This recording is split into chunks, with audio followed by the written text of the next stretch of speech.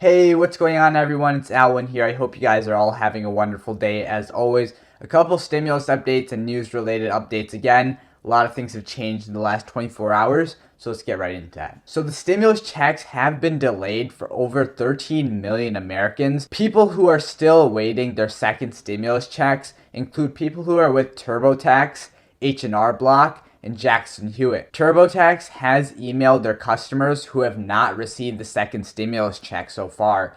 The IRS has sent the money essentially to TurboTax in order for TurboTax and these other tax filing companies to go ahead and distribute the second stimulus check money instead of the IRS doing it directly to the people. TurboTax expects to correct the error and deposit the money into their customers' bank accounts shortly. H&R Block have the same exact issue, and they are also in the process of correcting the issue right now. They do go on to say that if you do not receive the stimulus checks money by January 15th, you will need to claim your stimulus check on your 2020 tax returns as a recovery rebate credit on your personal income tax. Keep in mind now, the IRS will accept tax returns by late January, so there will be a delay if you're not able to get it before January 15th. Studies show that 8 out of 10 Americans will be using their stimulus checks to pay bills, rent, utilities, and for food to feed their families. Many people believe that the $600 is not enough and more has to be passed.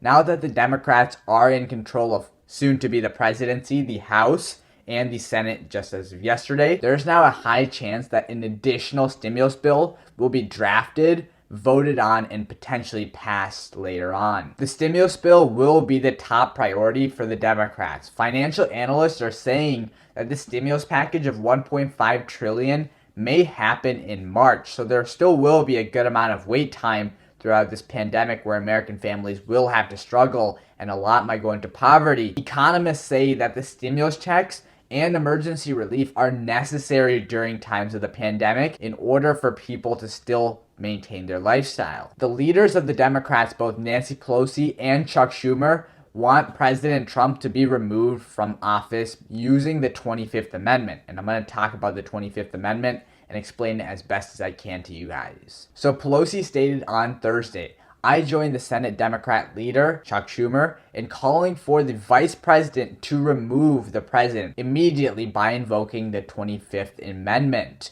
She continued to say that if the vice president and cabinet do not act, that they will move forward for impeachment, which does not, by no means, actually remove the president from office. The 25th Amendment was ratified by the states in 1967.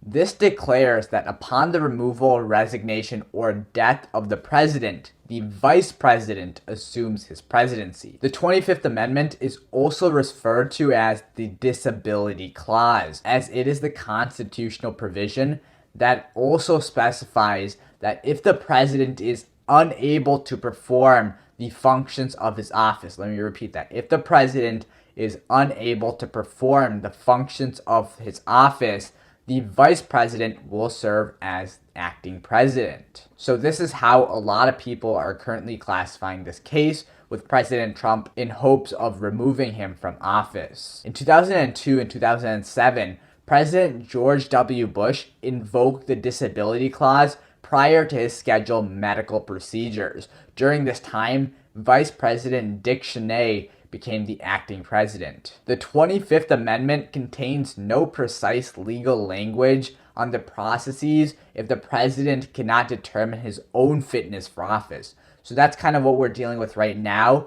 They believe this, the Democrat senators are a lot of them are saying that he is not fit for office, and that's why he should be dismissed, and the Vice President Mike Pence should take his position as the acting president. However, there is a lot of uncertainty right now because this hasn't been done exactly in this manner, looking at the portion about his own fitness in office. We haven't taken those kind of into consideration in the past. We've only looked at medical procedures and things that they actually have to leave, assigning the vice president as the acting president. So this will be a little new. If the president is unable to determine his own decision-making capacity, it is possible that the vice president, independently or with the cabinet, would determine if he himself assumes the role of acting as president. Nancy Pelosi and Senator Chuck Schumer state that President Trump was responsible for the rioting that occurred. However, Mike Pence has not spoken on what he will be doing regarding all these issues. Republican Representative Adam Kinzinger, however, is pleading with Vice President Mike Pence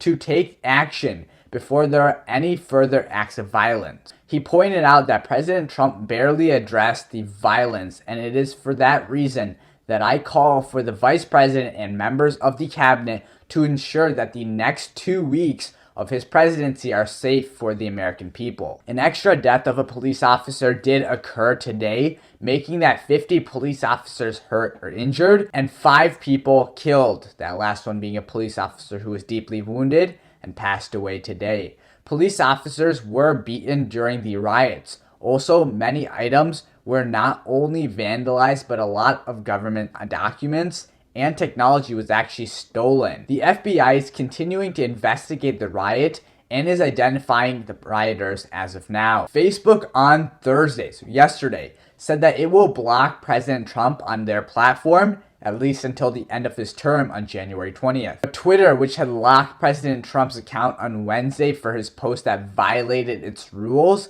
lifted the suspension, allowing for President Trump to go ahead and tweet. However, late on Thursday, President Trump marked his return on social media by posting a 41-second video on his Twitter account in which he said that he would support a peaceful transition of power. He said that this is necessary and that it should continue. Facebook CEO Mark Zuckerberg said in a post that the social network decided to cut off President Trump because of his rampage by pro-Trump supporters in the nation's capital a day earlier, which was urged by the president. This showed that he wanted to undermine or weaken the transition of the president-elect Joe Biden. Zuckerberg went on to say, "We believe the risks of allowing the president to continue to use the service during this period are simply too great." Twitter said on Wednesday that while it saw a risk of harm in Mr. Trump's messages, the company would only permanently suspend President Trump's account if he continued to break the rules. So there is a lot of, uncertainty with the social media companies, because this is like the first time kind of that, a pretty big thing is coming through, and it's a pretty big deal.